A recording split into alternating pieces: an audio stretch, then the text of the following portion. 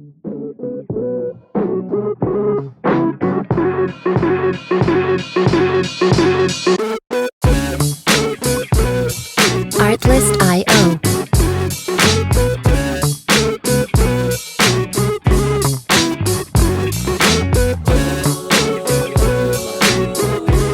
Hello, and welcome to Rainbow Dreamcatcher, the Love Podcast.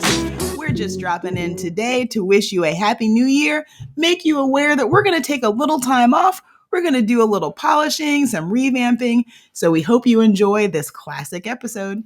Thank you guys so much for following us on this journey so far.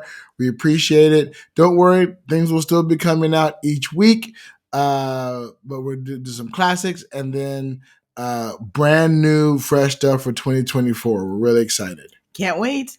Keep on living and keep on loving. We'll see you next time. Bye. Bye.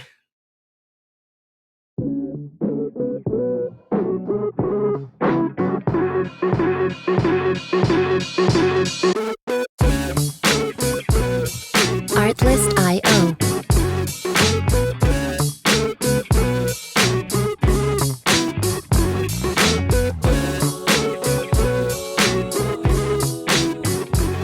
Hello. Oh, we started out laughing. Welcome to Rainbow Dreamcatcher, the Love Podcast. I'm Nilla, and I am a licensed marriage and family therapist and relationship coach. And I travel the world helping people to learn the skills they need to have a happy and healthy relationship. And I'm Big Sexy, her loving husband and co-host, here to provide Brevity. I think it's the rolling R I like. Yes, Brevity. and that's why we like that. We land on that word is rolling R's. Rolling R. Brevity. Welcome. Welcome. So what are we talking about today? So today, as opposed to how to build relationships, I think it's important also to figure out the things that we can learn from the ending of relationships. So today we're going to talk about breakups. Not the best topic. Can be very painful. I think like a lot of people, I have had painful breakups. I surmise from some of the things you've told me that you have had painful breakups. Oh yes, indeed. And I guess this topic came to me because, this was something I used to say to myself. And for folks that are not aware, this partnership is my second long-term committed partnership. My first committed partnership lasted for about a decade. And that was not a happy relationship. I learned a lot of lessons from that. But when I first came out of that relationship, I couldn't shake the feeling, this almost like guilty feeling that I had wasted so much of my time, right? Especially if it's been a decade. A whole decade, y'all, in something that, for a good chunk of that decade was not a good relationship. But I have come to some different understandings about that relationship in particular. Not that it was good, but I've stopped telling myself and other people that relationship was a waste of time. One, I think having sat with folks now for almost a decade as a relationship coach and therapist, I've really come to recognize that like very few relationships are actually a waste of time. That they are present in our lives, and sometimes we don't want them to be present in our lives. But that, like a lot of things that we go through, we learn through suffering, right? Right. And that includes relationships that we unfortunately have to suffer through. So today I thought we'd just talk about the things that we can learn when we stop thinking about our previous relationships as a waste of time and start thinking about them as a place of learning and growth. Okay. So I guess first I want to ask you about some of those painful breakups. I mean, we started, we said like, oh, this is going to be kind of a personal, this might be a more personal. Dig right in, okay? We jumping right into it, y'all. So yeah, I'm curious for you, and this is just for my information also. Okay. What was your most painful breakup and what made it so painful? My most painful breakup. Mm-hmm. What was the one that's just, in the heart? Okay. It got me. Well, I think The last breakup before us Oh, okay. Interesting. may have been one of the most difficult that I went through. Mm-hmm. But I think it wasn't so much of the breakup. I think that I was, again, later in life. Later in life. First, how long was the relationship? Not long. Okay. Before you, none of my relationships lasted longer than a year. Okay. Right. I recall that. Mm-hmm. And this was not one of the 1 year ones. Mm-hmm. But I think this one was at the point when I was feeling like this might be the last opportunity I get. Oh. Right. So So you were feeling pressure. Got to figure out how to make this work. Mm-hmm. And and plus you go through enough breakups, you start going, well, the common denominator of these breakups is me. Mm-hmm. So what's wrong with me? Oh, no. You start that question, and then you think you're in a relationship and it's going well and you're really happy, but then, there is unhappiness. And it was a very, very difficult time. Which is funny because that's why when we met, when everybody's like, "Oh, was it love at first sight when you guys met?" And we're both like, "No, no." And because neither one of us were in the mindset of we're going to have a relationship, right? No, I was not in a good headspace. And so that one was pretty tough, and which is what set me down the path to thinking that I'm gonna just be single. That's just it. I'm gonna be single for the rest of my life. I've given it a bunch of shots. Each one seemed to hurt more than the last. Yeah. And I was on, no, I'm good. I think I'm good on that. I'm a very nurturing, loving, caring person, but I'm also a very vulnerable person. I put my, heart out there and whatever. And when they have that kind of vulnerability, when it doesn't work out, it gets harder and harder to put that out there. And but when you do put out there, you get hurt again. That vicious cycle keeps going. Right. Plus, the nature of the breakup was pretty hard. Yeah. I was broken up with on my birthday. Oh, ouch. Like on my birthday. Oh, ouch. Yeah. Okay. Yeah. Well, so that wasn't great. Yeah, that wasn't great at all. Milestone. Yeah. No. Oh, boo. Sorry. Sorry that happened. Although part of me, the optimist in me goes, well, it was balanced because me, I love my birthdays. That's true. It's hard to bring me down on my birthday. So I guess if you got to pick a day to kick me when I'm highest. Kick me when I'm up. Yeah, kick me when I'm up. Don't kick me when I'm down. That sounds kick me terrible. when I'm way up.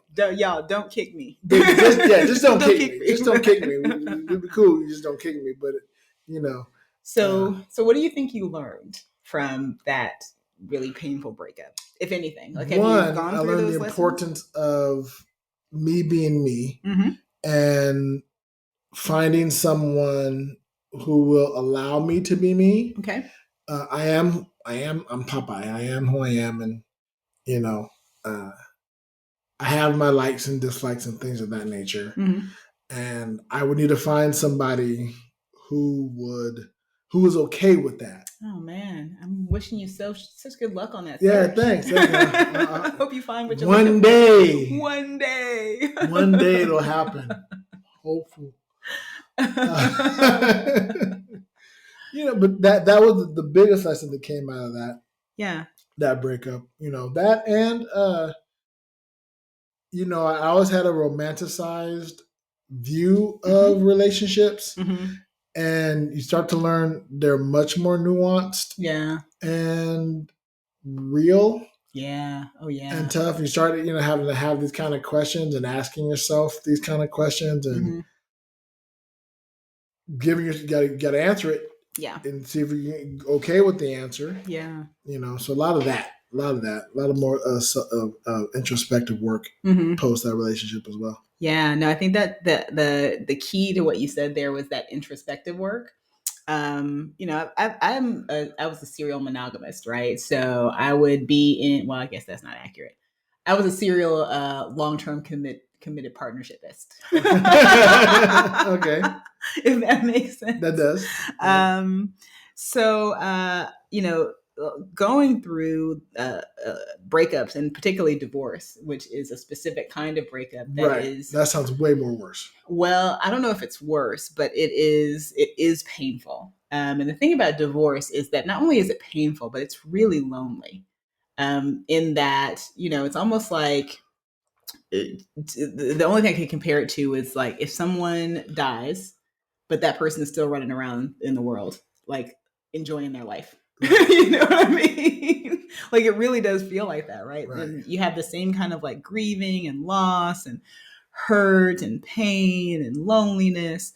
But one, the people that recognized that it wasn't a good relationship wanted to celebrate, and I was not celebratory. I was not happy about it. Even though I think I kind of felt like I had to have an outward showing that like, yay, this is finally over. And there was still a part of that. Did you have a divorce party? I did not have a divorce party. Did your friends try to throw you a divorce They did party? not try to throw me a divorce party. My divorce was really complicated and difficult and very messy. Yeah. And like, I didn't get the kind of like, I guess when it ended, it really ended, but it was an extended kind of difficult road to get to ending. Right. I've DJ'd a divorce party. Oh, what'd you think about the celebrations? What were your thoughts about it? I found it gross. Gross in what sense? It's weird to call people having a good time and having a lot of fun, and I'm a good DJ, so I did the party well. But it felt weird for people to be celebrating the loss of something. Yeah, that's not like a wake. Yeah, right. Like I understand the party and the wake atmospheres. I get that, right? But I think a lot to what the topic is, right? I think that I used to have to think, the thought that you spend all this time with this person and all that's gone, and you seem happy about that. And I understand what they're I understand what they're celebrating. I just feel like to have a party for it. Yeah. It doesn't seem like an event to have a party for. Yeah, got it. Yeah, I don't know.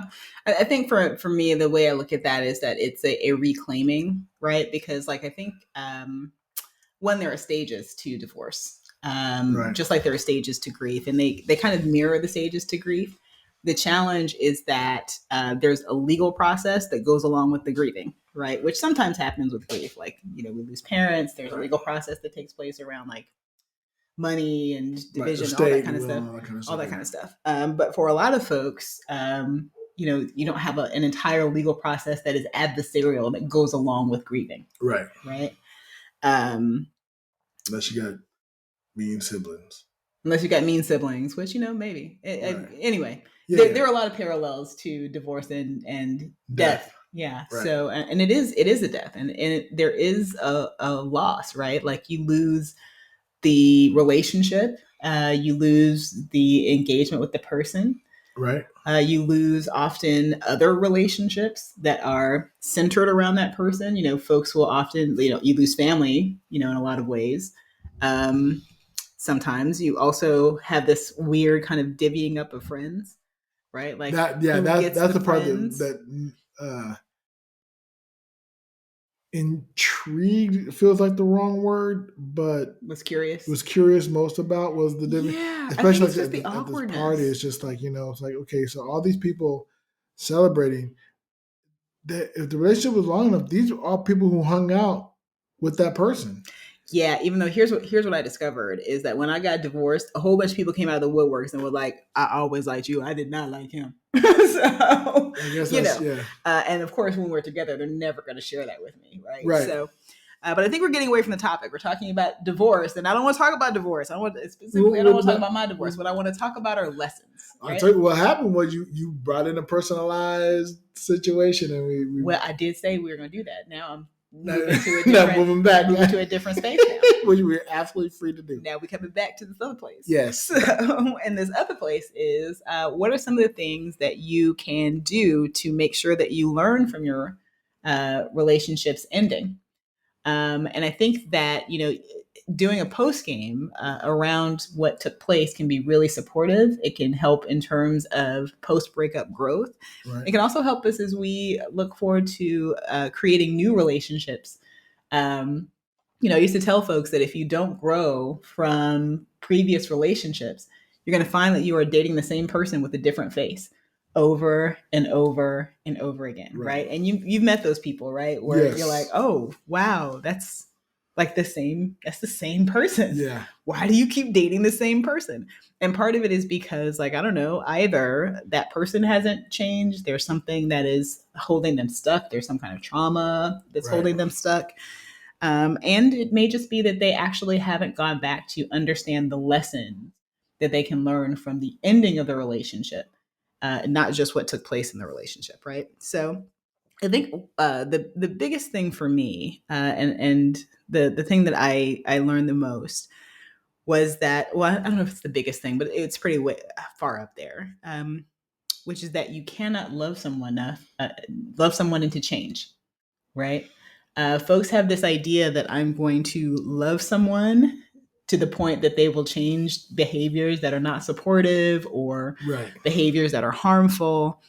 And unfortunately, love doesn't do that. Right. And it's not that you shouldn't love people that have challenges or that need to change.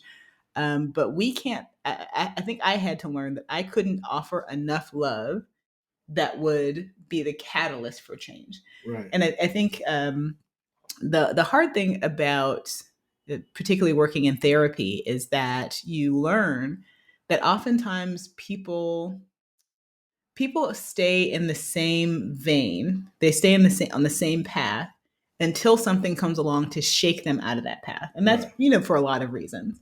But that's why I think when we come to these places that are not fixed in our lives, meaning, I don't know, a breakup or a divorce, even though it's painful, it's actually a really magical and unusual time for most adults, right?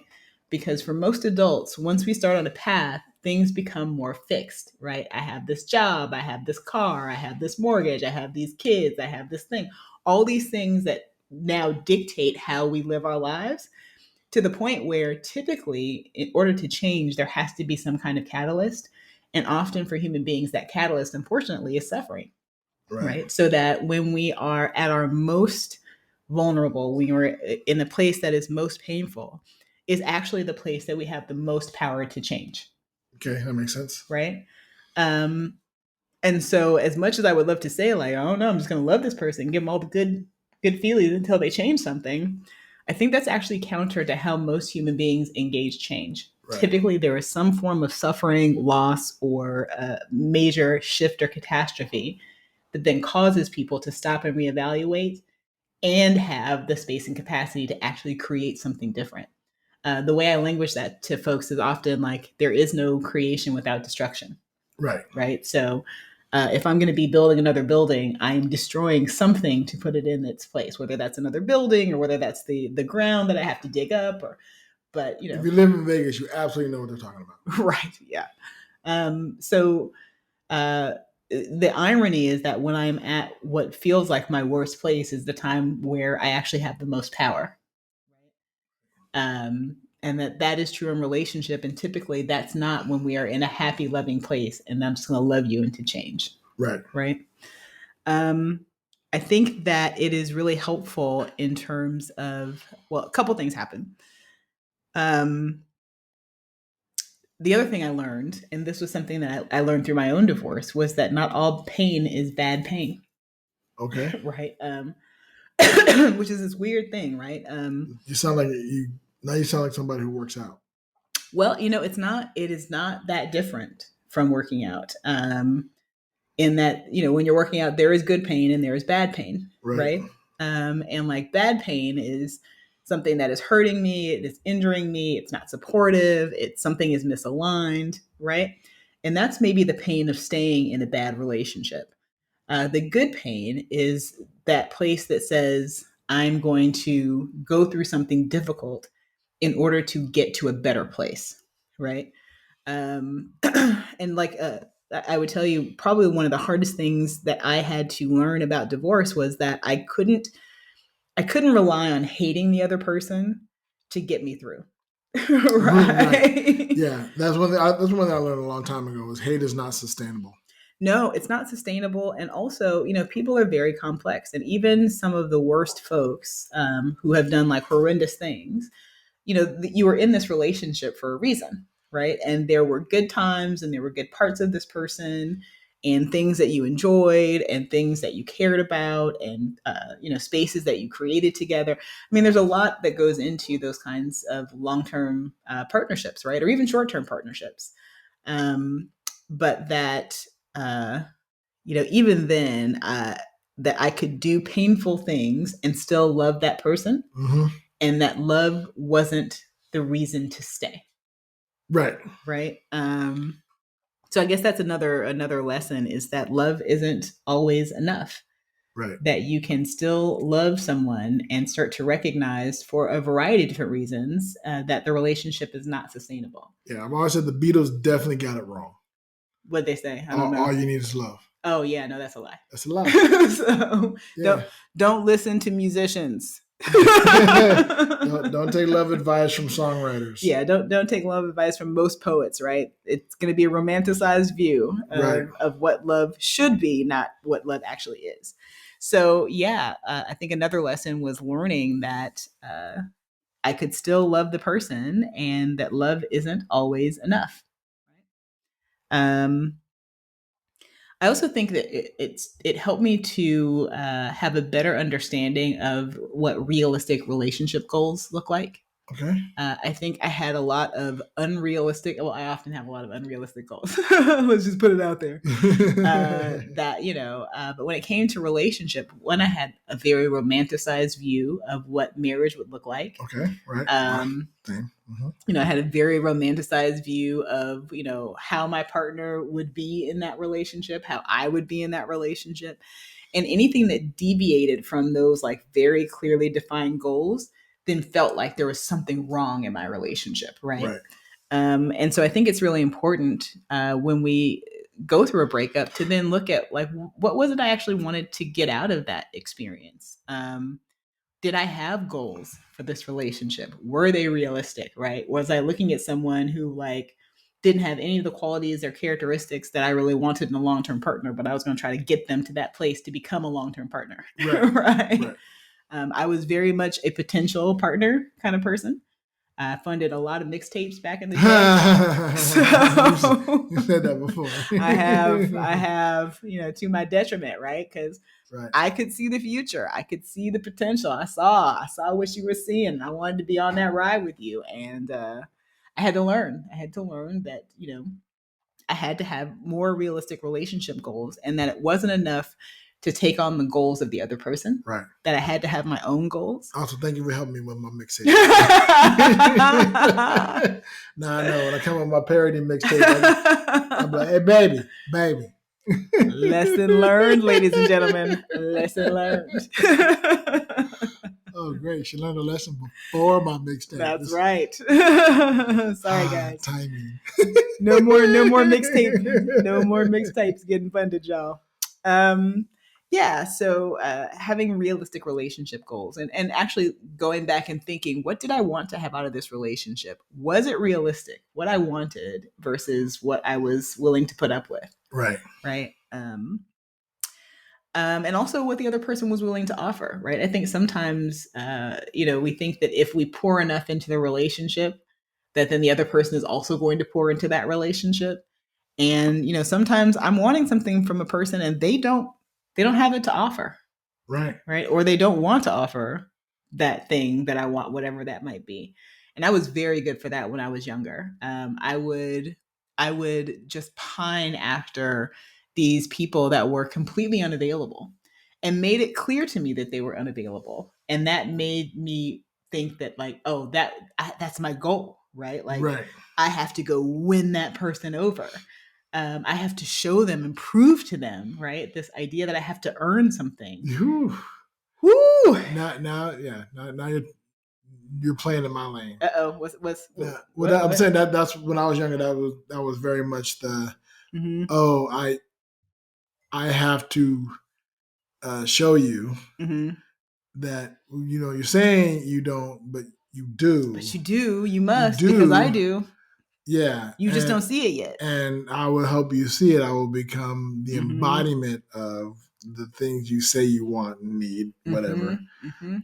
And then you have to, because it's what is, It's in the stars. It's fated. Yeah. Then I got older. I learned a great lesson, which was if somebody says they don't want to be in your life, or they're not romantically attracted to you, or they don't want to be with you in that way, believe them. Yeah.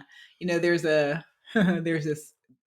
old YouTube video from TD Jakes. I don't know if y'all remember TD Jakes. He's still around, but like TD Jakes was big for a minute. Yeah, he still is. He still is, but not nearly the same. Not as huge in popular culture as he was. And he had this talk that was going around that I just it settled into my heart, and it just stayed there. And it was called The Gift of Goodbye.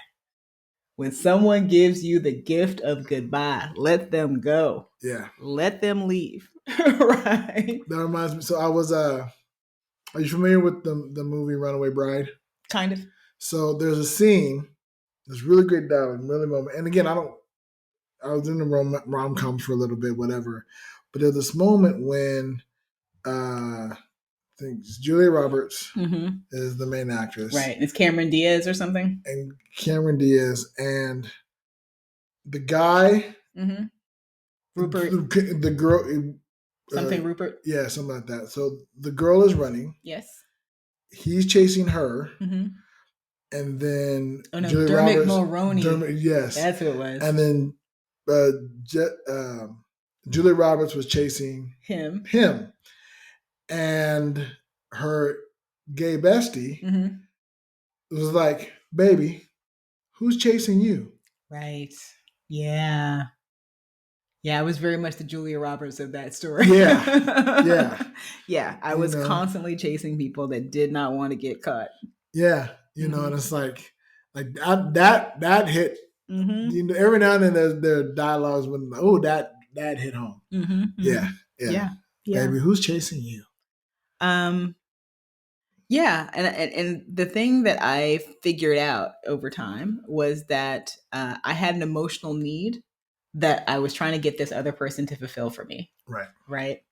And I was trying to get this person to fulfill it because I didn't actually understand that I had the need. Right. I didn't understand the need. If I did, I would never have asked this person. Right. Because they weren't capable. Because they weren't capable. They didn't have it to offer. They didn't want to give it to me for whatever reason. Right. But it felt like almost like a victory.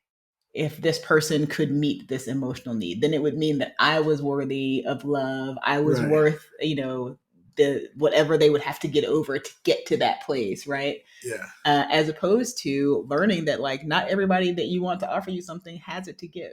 You know that reminds me of when you meet somebody, and that's probably because we've been traveling abroad. When you meet somebody who doesn't speak your language, and you need something from that person, but they just don't speak your language, and so you speak your language slower and louder.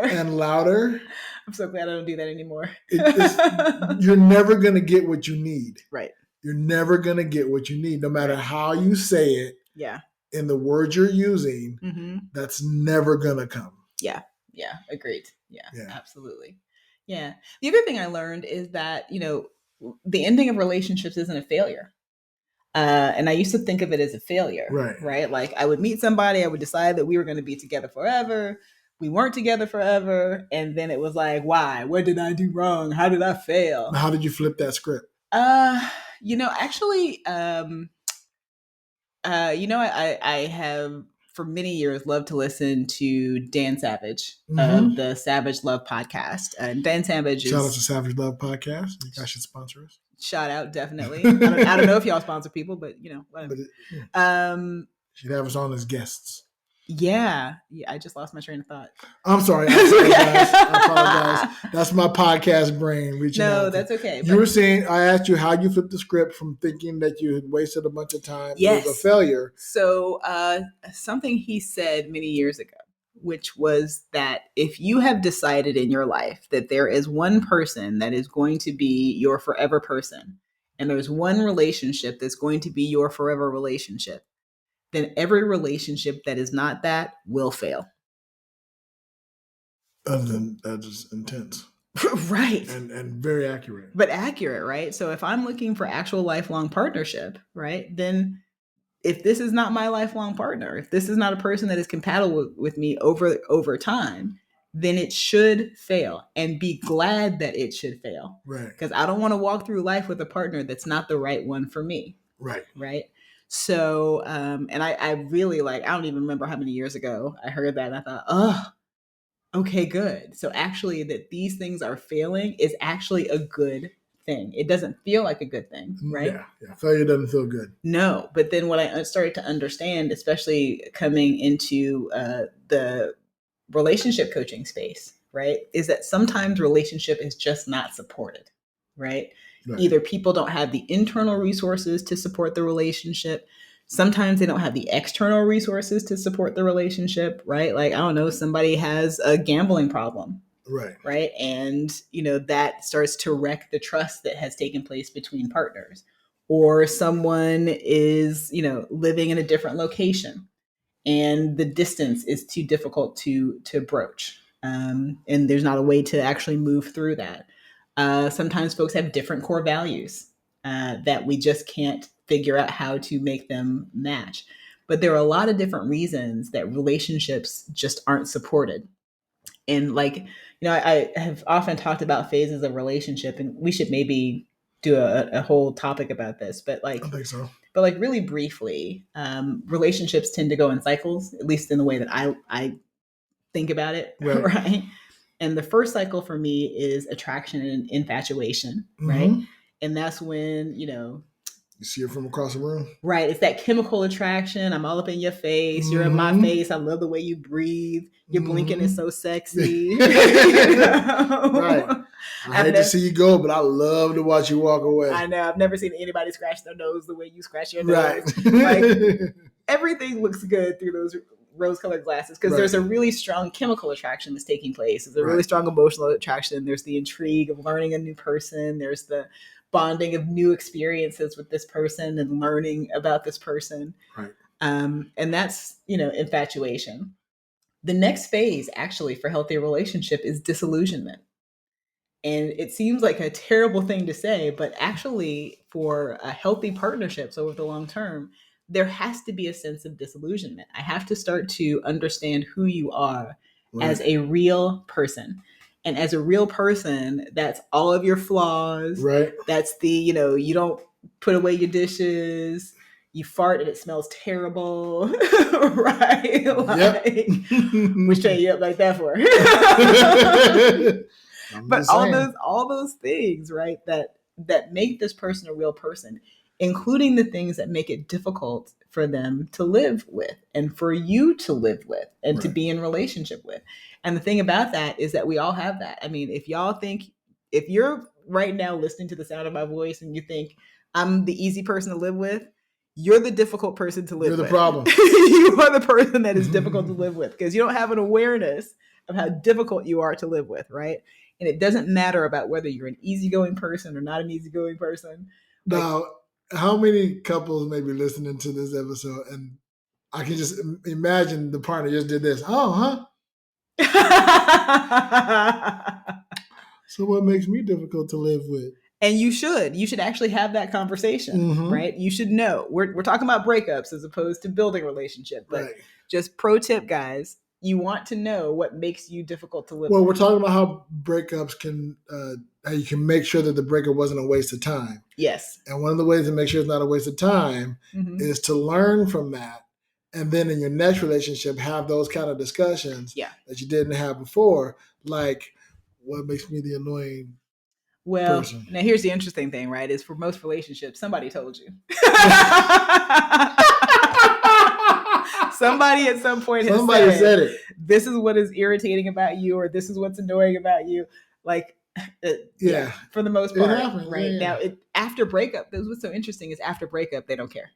Ain't nobody gonna tell you nothing about yourself after you've already broken up, right? Because there's no reason to tell you about yourself. Only people who care is Hollywood. Yep. Because they always like to make movies about people who go back through their Rolodex to all their exes. And I know there's a movie about that. They go to all the exes to find out what they were doing wrong.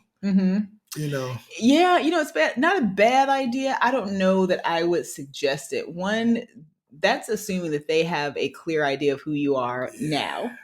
And then the other is that, it's a skewed viewpoint, right? And just because they think it doesn't mean it's necessarily accurate. Right. But you should know those things that make you difficult to live with.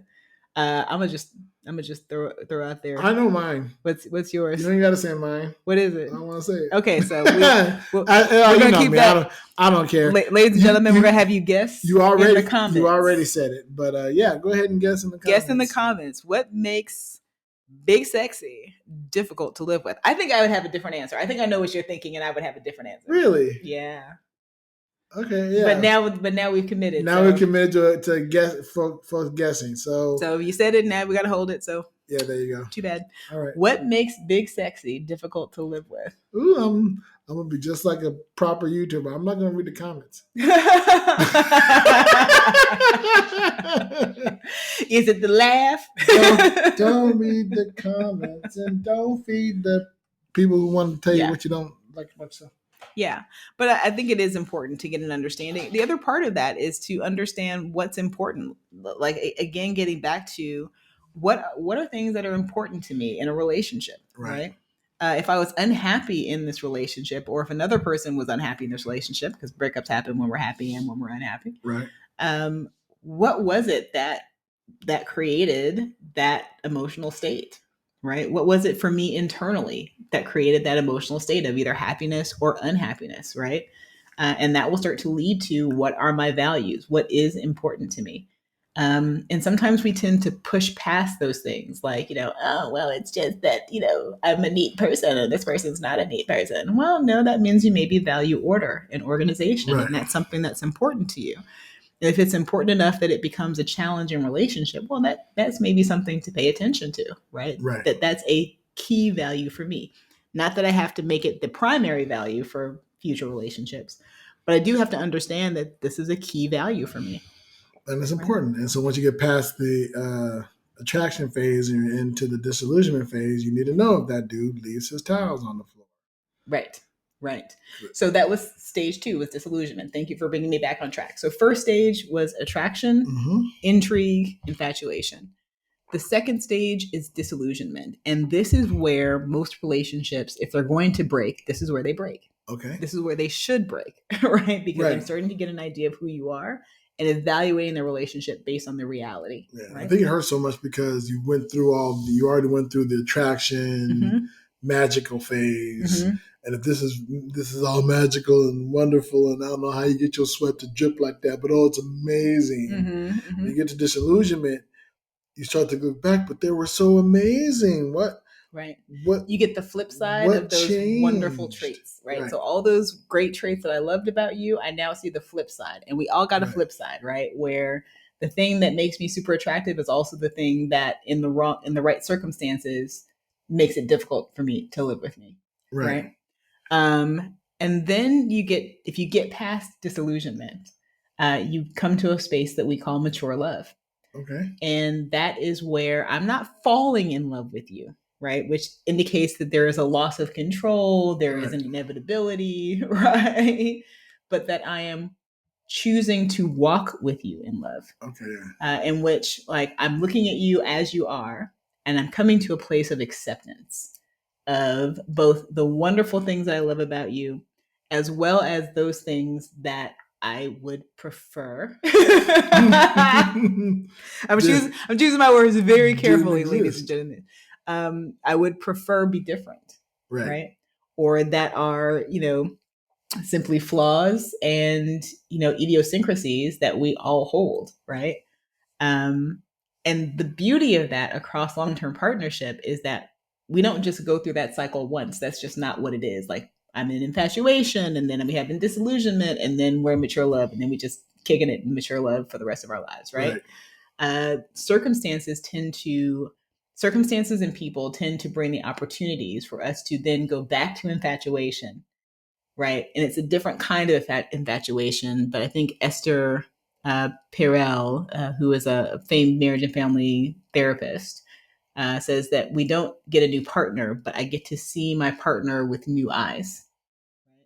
Right. And I start to have different and deeper appreciation in which I can again be infatuated with my partner in different aspects of my partner. Right. Right. And then guess what? We walk right back through disillusionment. Right? And then we come back to mature love, back to infatuation, back to disillusionment. So it's a cycle.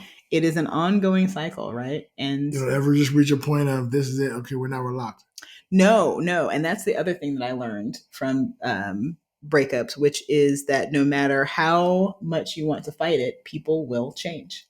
Yeah. We will change. Your partner will change. There is no way to avoid people changing. Right. And that's why we get to have these beautiful cycles of relationship in which like each new phase brings new engagement in the relationship, right? Like nobody builds something that's going to ride them out for, the next 30 or 40 years without significant renovation. Right. Right. And this is the process of, at least in my experience, it's been the process of renovation for relationships that stay together. And that when they break up, it's because they are walking through this process and they should not continue further in the process. Right. Right. So they've moved to disillusionment, and that is the stress test for the relationship. Now, is there any validity to, I probably could have asked this last episode, but that's fine. The concept of the 7-year time cycle, people call it the 7-year itch, or the 7-year. Yeah, it's been my experience that people think the honeymoon phase only lasts for the first 2 years or so, but it really does last for about 5 to 7 years. Because we think that when somebody does something annoying, then I'm out of the honeymoon phase. That's not the case. Oh, that was it. That was it. We had a fight. We're out of the Here honeymoon we are, phase. back in real life now. Everything this person does annoys the shit out of me. Yeah. No, and I do think that there is some validity to that we stay in the honeymoon phase for much longer than we give ourselves credit for, where I am overlooking, right, a lot of those key areas because, like, I don't know, this is still like pretty good and we're doing okay and life is good and it's not something that's like super over stressful and etc. So I do think that that's the case. I also think that we get this idea, like when we look at kids, we see really distinct life phases, right? There's a toddler, and then there's like a kindergartner, and then there's like an elementary, and then middle school, and then high school, and they're very clearly defined. Right. And we, for some reason, forget that we continue to grow in stages, right? So life stages across the 20s and the 30s and the 40s and the 50s bring different experiences as we grow and mature, and we continue to go through those phases, right? And like those are more spread out as we become older, right? Like it's a really short line between, a toddler and an elementary school kid, right? Right. But elementary school kid versus the teenager. Right? It's a pretty short span. But as we get older, we still move through different life phases, right? And because we are moving through different life phases, we are changing, and therefore our relationships are changing. Right. So the 7-year itch is not necessarily that the relationship gets 7 years old and suddenly I got to scratch something. But that, in about every 7 to 10 years, we move into a different life phase. Right. So if I get married at, say, 24, right, by the time I hit 32, I'll be in a different life stage. Right. And I'll have different concerns, different needs. And my relationship will then necessarily need to be evaluated from that viewpoint. 7 years beyond that, I'm entering my 40s. Hopeful that it still follows, that you're like, no, this is still good. This is still good. But I figure because always, that's when things happen for like people who break up after like 20 some odd years of marriage, or 27 years, like, man, you made it that long. What happened? But things change. Well, things change. And the other thing that I think I learned as well from breakups, and particularly from divorce, but from all breakups really, is that longevity is a good goal, but it's not the only goal. Right. And so I think that when people think about relationships, the measure of success is that y'all been together for 30 years, right? Not that y'all been miserable for 30 years. Right. Right. And just because you have stayed together doesn't mean that you have then had a successful relationship, right? Just means you're stubborn. It just means that like you've got, well, not necessarily stubborn, but the other thing is that people choose other reasons to stay in a relationship other than happiness, right? Right. Sometimes people will choose children, and they're perfectly valid, by the way. Like, I hear people say all the time, like, why would I stay together just for the children? Well, it's a valid reason. It's a valid reason. It's actually a really great reason to stay together.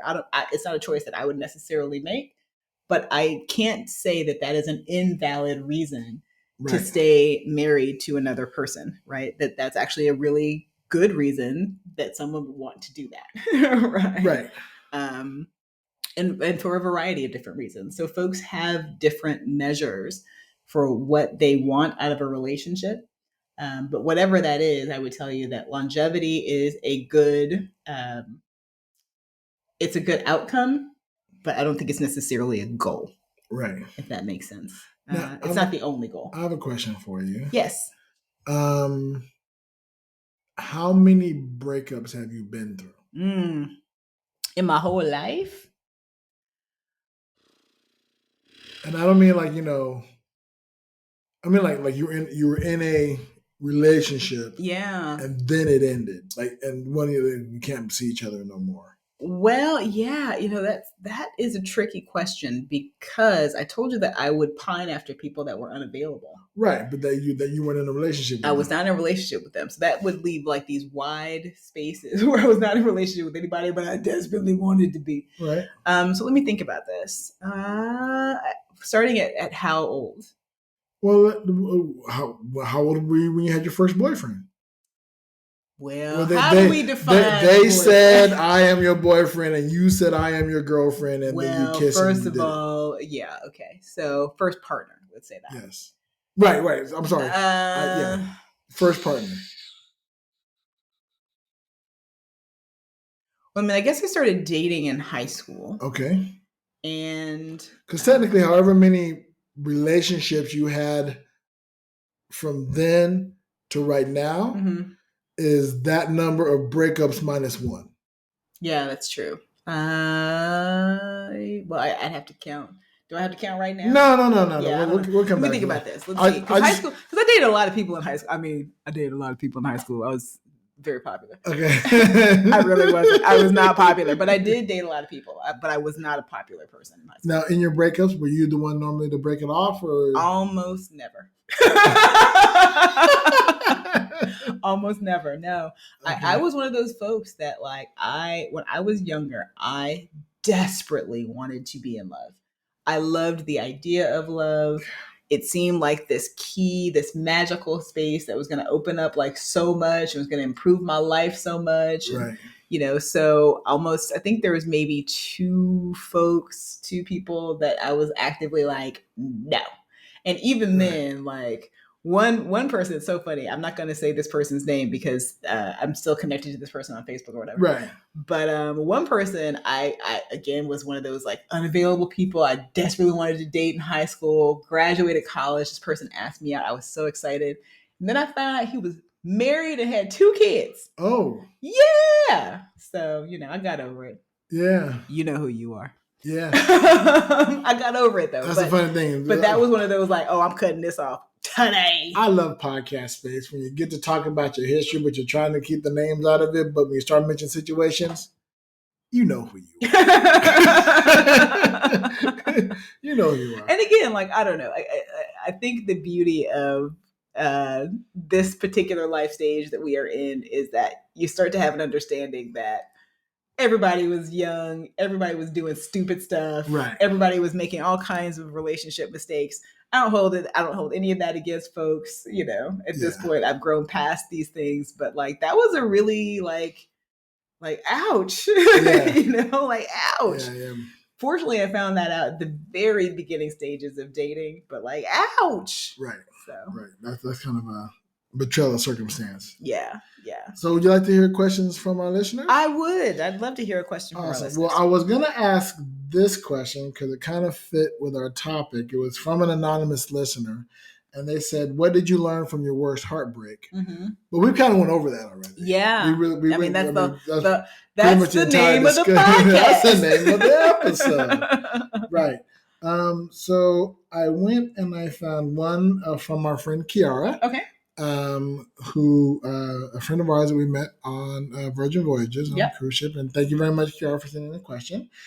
This said, can you also rely on the other person's potential to build a long-lasting relationship, or just stick to the facts and current behavior? Ooh, okay, so this is interesting because I told you I was funding mixtapes, right? So you were really relying on other people's potential. I was relying a lot on potential. Here's the way that I would answer that question. I think that the beauty of being human is that we have the ability to live in several different dimensions at once. Okay, and that means that our relationships live in several different dimensions at once. How do you mean? So we live in a past that informs how we behave, our narrative, what I think about the world, how I engage with you. Right. We have our present, which is what is happening for us right now, how we are connecting, the things that we're learning, the way we are understanding how to be with one another. Relationships also have a future, which I like to language to my coaching folks as our vision. What is the vision for our future? And in order to have healthy relationship, we do have to have a shared vision of future, right? So that if, your vision of future is that, we're sticking at home and I want to be right down the street from the farm that I grew up in, grew up on. And my vision of the future is that I want to be out and traveling the world. Well, we can't have that same. We can't walk down that path. We can't walk down that path together, right? Someone is going to be losing something in that. So when we analyze things, we tend to break them up into pieces and then look at the pieces.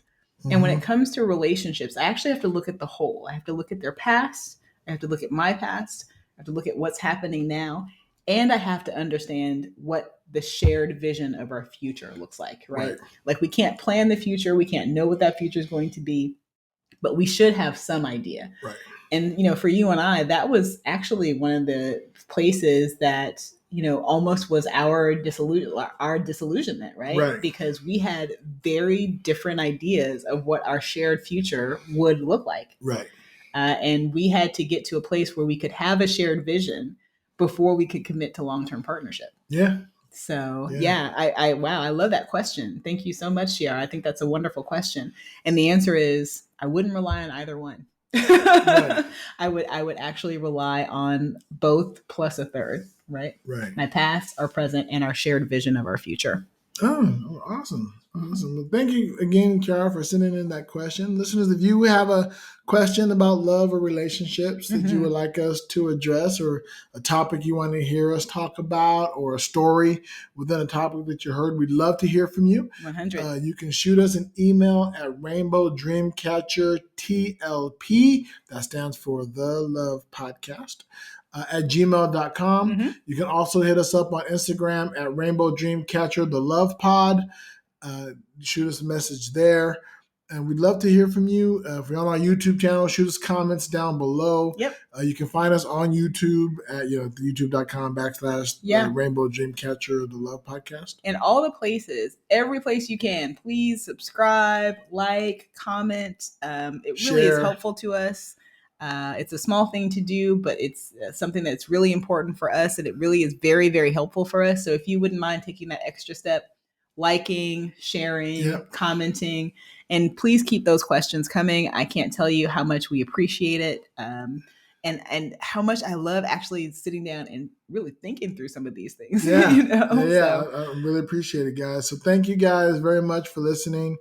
Tune in. We drop a new episode every Friday. Mm-hmm. So tell your friends about us. Tell your family members about us.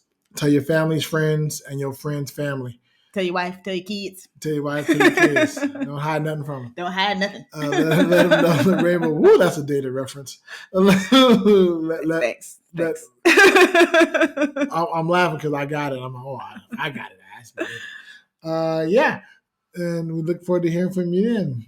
But until then, we are Rainbow Dreamcatcher, the Love Podcast. Bye-bye.